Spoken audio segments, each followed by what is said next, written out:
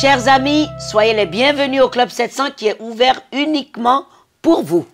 Pour toi aussi, pasteur. Et pour toi aussi, Massi. Merci. Que la paix du Seigneur soit avec toi. Amen. Et on la partage aussi avec vous parce que vous êtes nombreux à être présents dans votre émission. Le pasteur Raymond Kofi pour vous.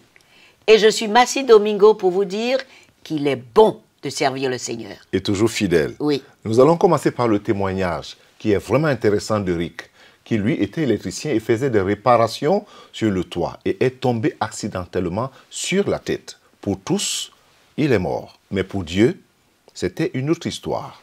Suivez le témoignage. En septembre 1996, l'ouragan Fran frappa la Caroline de plein fouet. Suite à cette tempête, Rick Moncrief, employé de la compagnie d'électricité Georgia, avait pour mission de vérifier les lignes électriques en Caroline du Nord.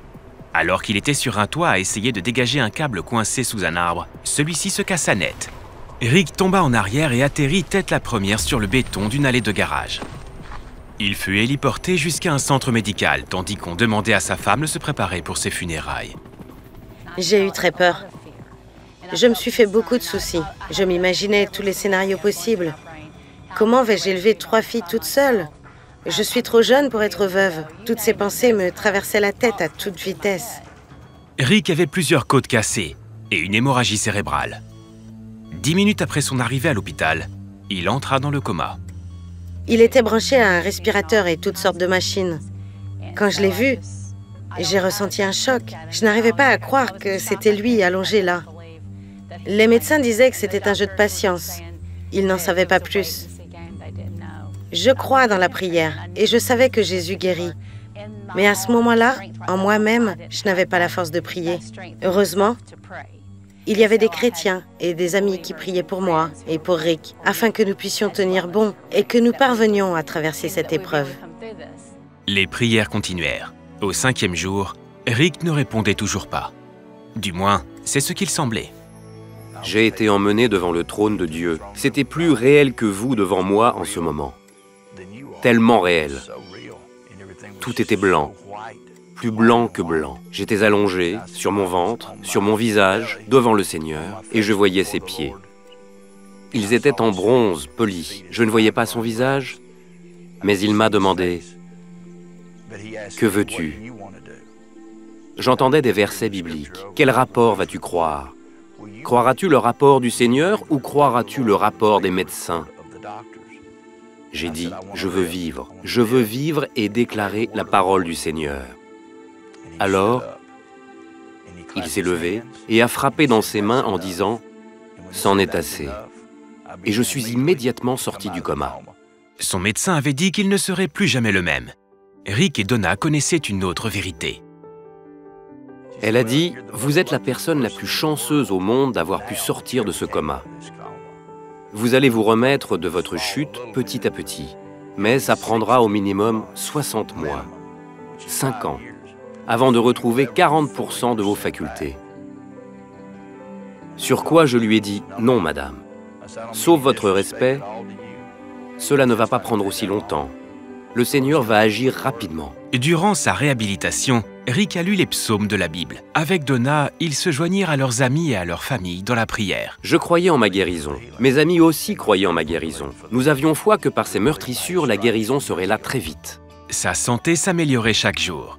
Après seulement 27 jours de réhabilitation, Rick avait retrouvé 95% de ses facultés. Quand je suis retourné travailler dans mon entreprise, au début de l'année 1997, j'ai repris un travail à temps plein. Je pense à la fidélité de notre Dieu. Dès que nous l'implorons, notre Dieu nous entend et il nous écoute. Il est fidèle. Ces très bons médecins dans ces 2 hôpitaux ont fait tout ce qu'ils ont pu. Mais il y a eu l'amour du Père. Il y a eu sa grâce et sa compassion pour moi qui m'ont permis de vivre jusqu'à aujourd'hui. Il y a déjà 18 ans de cela.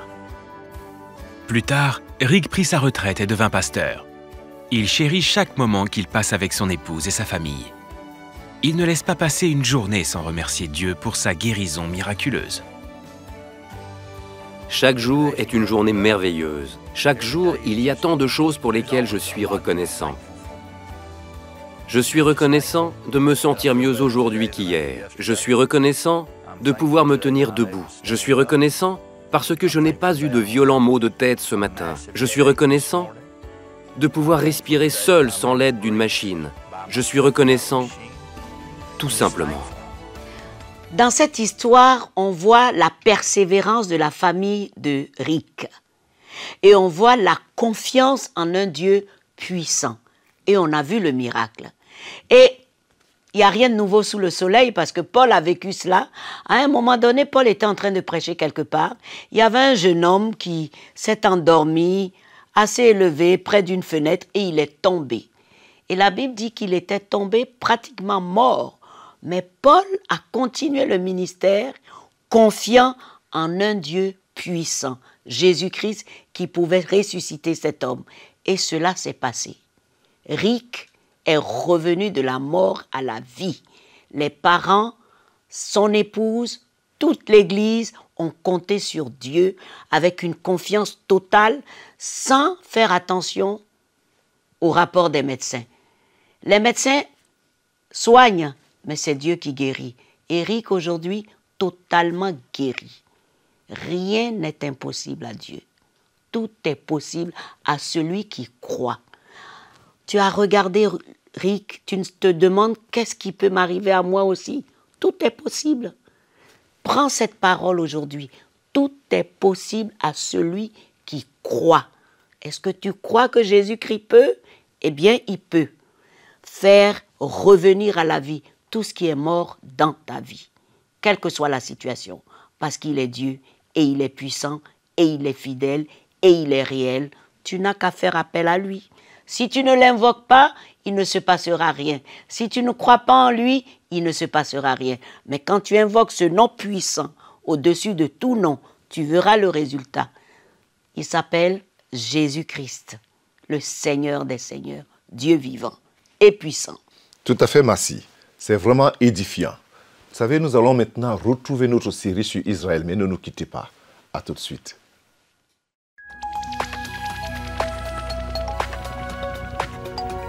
Si vous avez des questions spirituelles, des besoins de prière ou même si vous avez besoin de conseils, n'hésitez pas à nous contacter aujourd'hui à cette adresse ou au numéro suivant. Nos conseillers sont là pour vous aider. N'oubliez pas, nous sommes là pour vous.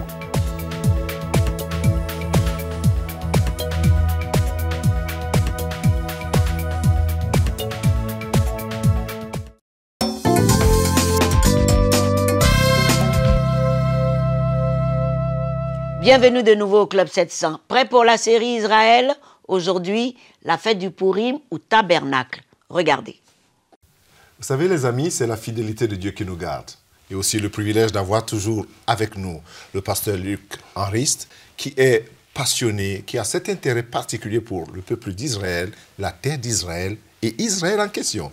Bonjour, pasteur. Bonjour. Alors aujourd'hui, nous allons continuer ce que nous avons laissé il y a quelque temps sur les fêtes de l'Éternel.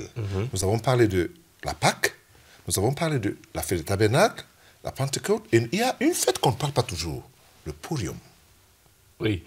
En réalité, on n'a pas encore parlé de la fête des tabernacles. Oui, on n'en a pas encore parlé. Exactement. Mais on en parlera.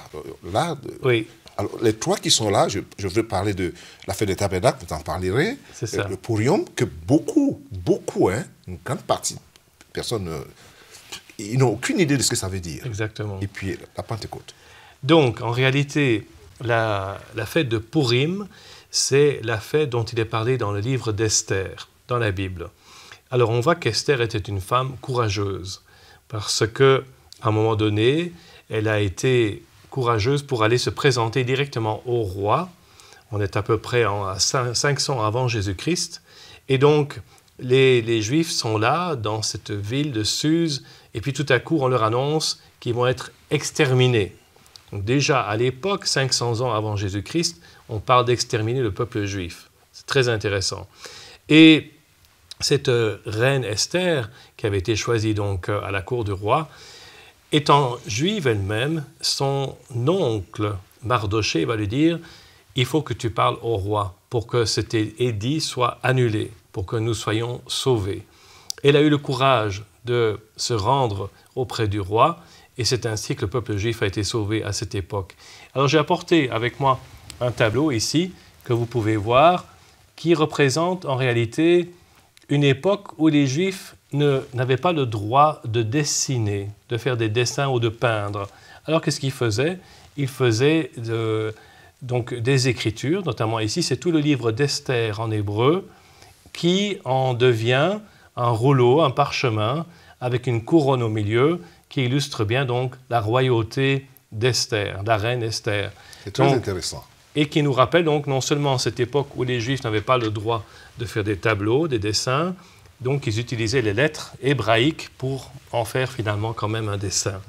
Donc ça, c'est une fête importante qui nous parle non seulement de l'extermination des Juifs, ce désir de les exterminer, qui malheureusement a continué à travers les siècles, mais aussi de la délivrance extraordinaire, comment ce peuple a été délivré par Dieu, bien entendu, mais par l'intermédiaire de cette femme, Esther, et qui a dit ces paroles extraordinaires, « Et si je dois périr, eh bien je périrai. » Alors, et c'est là le Purim. Oui. Alors, c'est l'origine, parce que pour plusieurs personnes, le livre d'Esther reste toujours comme un peu trop mystérieux. Et les explications que vous donnez maintenant ressortent quelque chose de la fidélité de Dieu envers ce peuple. Exactement. Et on a parlé d'autres fêtes comme la fête de tabernacle, qui est fêtée chaque année. Exactement. La fête des tabernacles, c'est une des 3 fêtes de pèlerinage dont on a parlé précédemment. Donc, souvenez-vous, il y a la fête de Pessah, la Pâque, où on sort d'Égypte, on s'en souvient. 50 jours plus tard, il y a la fête de Shavuot. Ça, c'est la fête de la Pentecôte, comme je l'ai expliqué, l'équivalent en grec, 50 jours plus tard, Pentecôte. Et puis, la fête des tabernacles. Ça, qu'est-ce que c'est que ça pour une fête? Parce que, pour la plupart des gens, c'est une drôle de fête et on ne sait pas très bien de quoi il s'agit. Alors, tout d'abord, en hébreu, ça s'appelle la fête de Sukkot. Alors, une soukha, au singulier, c'est une espèce de petite cabane, une petite hutte dans laquelle on doit vivre pendant 7 semaines et qu'on construit sur son balcon ou dans son jardin, si on en a un. Et on doit au moins y manger et parfois même, si possible, dormir. Mais c'est la saison des pluies qui commence vers la fin octobre. Voilà, donc à ce moment-là, déjà en Israël, tout le monde prie pour la pluie, parce que avoir de la pluie, c'est très important pour le pays, pour la nourriture, pour le bétail, etc. Donc, on prie pour la pluie, mais on a tout de même cette obligation de passer du temps dans cette soukha, dans cette cabane, dans cette hutte, et on appelle ça aussi la fête des tabernacles. Et ce qui est intéressant avec cette fête des tabernacles, c'est que la Bible nous dit qu'à la fin des temps, dans Zacharie, il est écrit que toutes les nations, tous les peuples qui seront restés des nations, qui seront venus contre Jérusalem, monteront d'année en année pour célébrer la fête de tabernacle. Et il est écrit que les nations qui ne viendront pas pour célébrer cette fête, elles ne recevront pas de pluie. Donc c'est vraiment une grande malédiction. Et on voit que déjà aujourd'hui, il y a des chrétiens dans le monde entier qui viennent en Israël pour la fête des tabernacles.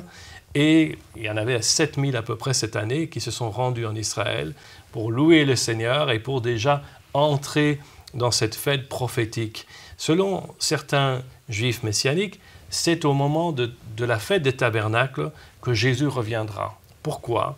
Parce que c'est la seule fête donc, de ces 3 fêtes de pèlerinage pour laquelle on n'a pas encore d'accomplissement dans la Nouvelle Alliance. Donc c'est très intéressant. Parce que, quelque part aussi, il y a cette parole dans Jean où il est écrit que la parole s'est faite chair, c'est Jean chapitre 1, si je me trompe, et elle a demeuré, elle a habité parmi nous. Et justement, cette soukha symbolise un peu cette demeure, cette habitation que Dieu veut implanter parmi nous, les hommes. Alors, pour revenir surtout au fait, nous avons parlé à une émission de la Pâque. Oui. Et là, on avait présenté ce plateau. Oui. Mais là, dans ce plateau, il y a un certain nombre de symboles qui expliquent quelque chose. Donc aujourd'hui, les chrétiens n'y connaissent pas. Vous pouvez un peu revenir sur ça parce que c'est très intéressant. Et aussi, nous avons là, vous avez parlé aussi de chandelier. Oui. Ça a une explication assez spirituelle. Oui. Alors passons d'abord à Pessah, parce que ça, c'est quand même une fête très importante. Oui. Donc ce plateau, en fait, il est écrit Pessah en hébreu. Et ça, c'est le mot de la fête qui veut dire, donc qui a été traduit par Pâques en français. mais j'aime bien la traduction en anglais qui dit « pass over », passer au-dessus de. Pourquoi? Parce que justement, c'est le mot qui explique que l'ange de la mort passera au-dessus de votre demeure si vous avez mis le sang de l'agneau sur le linteau et les poteaux des portes. Comme pour nous, nous devons mettre le sang de l'agneau de Dieu, Jésus, sur les poteaux et sur le linteau de notre cœur, afin que l'ange de la mort passe au-dessus de nous. Donc, c'est un plateau qu'on utilise, qui m'a été offert d'ailleurs par les responsables d'une assemblée messianique de Juifs éthiopiens, parce que vous savez qu'il y a des Juifs éthiopiens en Israël, voilà. Et donc, sur ce plateau, on met des symboles. Tout d'abord, je prends celui-ci, c'est Beitza, qui veut dire l'œuf en hébreu. Et donc, c'est un œuf cuit dur qui représente le cœur endurci du Pharaon, parce qu'il n'a pas voulu écouter la parole de Dieu. Ensuite, le charoset, ça, c'est une mixture qu'on prépare avec des pommes et des poires et des morceaux de cannelle, des bâtons, pour rappeler la paille qu'il y avait dans la boue. Souvenez-vous qu'il devait construire des bâtiments avec la boue, et à un moment donné, on a dit, on vous enlève la paille. Donc, c'est devenu plus difficile. Donc, cela rappelle ça. Puis ici, on a le maror, c'est une herbe amère qu'on mange et qui nous rappelle les jours d'amertume d'esclavage en Égypte. Et puis le zroa, ça c'est l'os de l'épaule d'un agneau qu'on met ici, parce qu'il est écrit dans la parole de Dieu que Dieu les a délivrés par un bras étendu. Un bras étendu. Exactement. Et dans le judaïsme, bien des fois, on prend les versets et la parole de Dieu à la lettre. Donc on met tout cela en pratique littéralement. Karpas, c'est encore aussi une forme d'herbes amères, de légumes qui rappellent l'amertume des jours. Et puis le choseret, ça c'est le réfort. C'est du réfort, c'est une mixture très très piquante qui nous fait pleurer. Et ça nous rappelle les larmes qu'on a versées pendant l'esclavage là-bas. Donc on voit que vraiment, il y a un symbole derrière chaque élément qu'on met sur ce plateau, et c'est très très riche d'enseignements aussi. Non seulement riche, mais beaucoup édifiant. Et le chandelier? Alors, ça s'appelle une chanoukia. Donc ce n'est pas la menorah, parce que comme vous voyez, il y a 1, 2, 3, 4, 5, 6, 7, 8 bougies, plus celle-ci au-dessus, au milieu, qui se détache, et qui s'appelle le shamash. Alors le shamash, qu'est-ce que c'est? En hébreu, ça veut dire le serviteur. Parce que c'est ce serviteur qui va allumer chaque jour les bougies de la fête de Hanouka. Alors Hanouka, qu'est-ce que c'est? On est en 135 avant Jésus-Christ, et l'empereur Épiphane, grec, est arrivé à Jérusalem. Il a détruit la ville, saccagé la ville, et il a fait adorer des dieux païens dans le temple de Jérusalem. Il a fait même jusqu'à mettre un cochon sur l'autel, etc. Puis les Maccabées sont arrivés. On trouve cette histoire dans les apocryphes, 1 et 2 Maccabées. Et cette famille de Maccabées, Judas Maccabée et ses frères, vont délivrer Jérusalem donc de ses oppresseurs, et ils vont rallumer la menorah dans le temple de Jérusalem. Donc ce chandelier à 7 branches qui devait tout le temps être allumé devant l'Éternel. Et il y avait juste assez d'huile pour faire brûler ce chandelier pendant 1 jour. Et, selon la tradition, un miracle est arrivé. Et ce peu d'huile a pu brûler pendant 8 jours, le temps d'en préparer une nouvelle, parce que c'était vraiment toute une préparation. Et c'est pour ça qu'il y a 8 bougies qu'on allume. Chaque soir, on allume une bougie en plus pour se souvenir du grand miracle que Dieu a fait à ce moment-là. Nes gadol hayapo, on dit en hébreu. Un grand miracle est arrivé ici. Et ce qui est intéressant, c'est que ça tombe, cette fête, à peu près aux environs de Noël. Donc, on appelle ça la fête des Lumières dans le judaïsme. Et pour nous, c'est le moment où Jésus, la lumière du monde, est venu dans ce monde. C'est très intéressant, Pasteur Luc. Je ne cesserai pas de dire que c'est assez édifiant, aussi parce que plusieurs personnes, en lisant la Bible, parce que vous avez changé votre approche de la lecture de la Bible à cause de cet intérêt que vous portez sur le peuple juif et sur son histoire. Et c'est ça qui est important là-dedans. Nous n'allons pas juste finir ces histoires comme ça, mais je pense que nous aurons l'occasion de revenir encore sur d'autres faits de l'Éternel. N'est-ce pas les amis? À la semaine prochaine.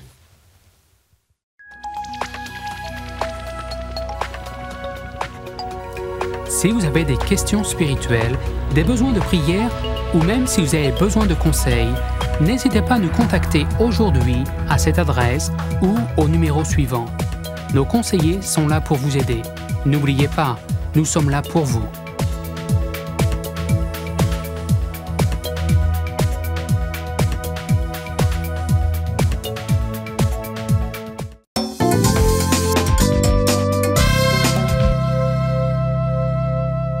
Bienvenue de nouveau au Club 700. J'espère que vous avez apprécié cette série et je voudrais vous rappeler que vous pouvez tout retrouver sur notre site, n'est-ce pas, pasteur? Tout à fait, oui. Ils peuvent regarder tout l'interview et puis les enseignements du pasteur Luc sur le site. C'est complet. C'est complet. C'est complet là-bas, oui. Voilà. Prêt pour les questions-réponses? Le Saint-Esprit est là, il va nous aider. D'accord. Nous sommes à notre rubrique questions-réponses et la première question c'est: Pasteur et Massy, comment continuer à être rempli d'amour pour son prochain quand on voit tant de mal et de méchanceté partout? Ah, heureusement que c'est Pasteur et Massy. Donc, Massy a quelque chose à dire. Comment continuer à aimer, rempli d'amour pour son prochain, en priant pour son prochain? Ça, c'est le secret. Oui, c'est ce que la Bible dit, Massy. Priez pour vos ennemis. Bénissez ceux qui vous maudissent.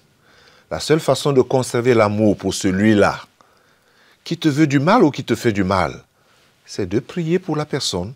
Et en priant pour la personne, le Saint-Esprit crée l'amour dans ton cœur et tu vas au-delà de toi-même.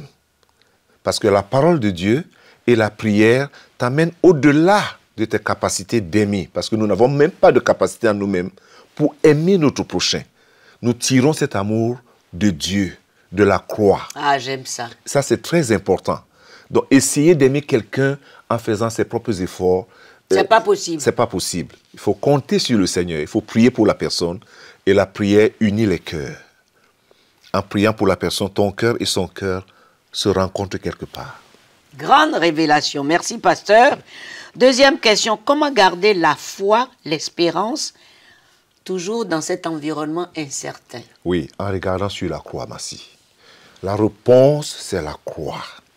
Comment garder la foi et l'espérance dans un environnement incertain de notre monde d'aujourd'hui, où rien n'est certain. Rien ne tient debout. Oui. C'est des cris ici, c'est des alarmes ici, c'est des peurs ici, c'est des incertitudes de l'autre côté. C'est la croix. Sur la croix, Dieu a démontré tout son amour. Et lorsqu'on regarde à la croix, on voit quelqu'un qui, dans son amour, nous a aimés et qui nous appelle toujours à lui. Donc, la réponse, c'est la croix. La croix, en fait, aussi longtemps que Mais les gens ont peur de la croix, pasteur. Pourquoi les gens ont peur de la croix, Massy? C'est parce qu'ils ont une autre interprétation de la croix. Je le dis toujours. On pense que la croix, c'est la douleur. C'est la douleur. Ce n'est pas la douleur. Quelqu'un a payé pour cette douleur. Déjà. Quelqu'un a payé pour cette souffrance. Alors je regarde et je reçois gratuitement les bénéfices de la croix. Très bien. C'est ça. Ouais. Gratuitement les bénéfices de la croix. Quel est le secret pour pardonner le mal qu'on vous a fait? Ah, j'ai répondu un peu à cela à la première question. Oui. C'est-à-dire le mal qu'on m'a fait, le secret pour continuer à être rempli. Mais là, pardonner réellement. À la personne. Oui. Je dis que c'est Dieu qui nous aide à pardonner. Jusque-là encore. Parce que les gens ont la tendance de dire « j'ai pardonné, mais je n'ai pas oublié. J'ai pardonné, mais je n'ai pas oublié. » Mais Dieu, lui, il a oublié nos péchés. Donc, nous devons pardonner et oublier. Et cela vient de Dieu. Et cela doit venir de Dieu. Et j'insiste sur le fait que pour garder le cœur tranquille et en paix, c'est de vraiment se focaliser dans la parole de Dieu, sur la croix, et de prier pour la personne. C'est très, très important. Et dire, Dieu m'a pardonné, je dois aussi pardonner. Tout à fait. Le pardon, c'est une décision. C'est une décision qui vient du cœur surtout. C'est une décision qui vient du cœur. Voilà. C'est une décision qui vient du cœur. Retenez cela. Alors, je vous amène maintenant au Cambodge. Là, des jeunes garçons se sont réjouis parce qu'on leur a installé quelque chose d'extraordinaire.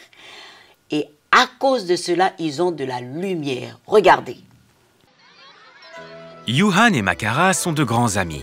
À vrai dire, ils se considèrent comme des frères. Ils ont grandi ensemble dans cet orphelinat chrétien sur une île près des côtes du Cambodge. Yuhan est un bon frère. Il aime Dieu et il étudie bien. Nous jouons au foot ensemble, nous mangeons ensemble et nous dormons dans la même chambre. Comme beaucoup d'enfants, les deux garçons ont peur du noir. Leur orphelinat n'était pas pourvu en électricité. Et le soir, ils avaient peur de sortir. J'ai peur des serpents. Une fois, un enfant est tombé dans le noir et s'est blessé à la jambe. J'avais peur qu'il ne m'arrive la même chose.